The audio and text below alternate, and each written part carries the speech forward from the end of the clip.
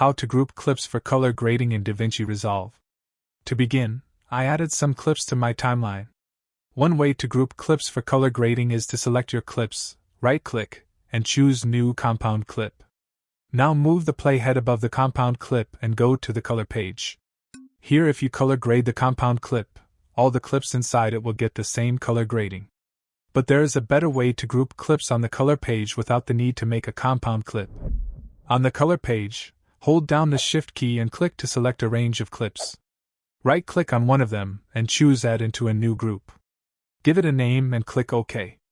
Now these clips are in a group, and you can tell by the icon at the bottom of them. Now select one of them, and from this drop-down at the top, you have two more options. Group Pre-Clip and Group Post-Clip. Choose one of them. Now if you color grade this clip, all the clips inside the group will be color graded. To remove clips from a group, right-click on them and choose Remove from Group. You also can add clips to a group, rename, and delete the group as well.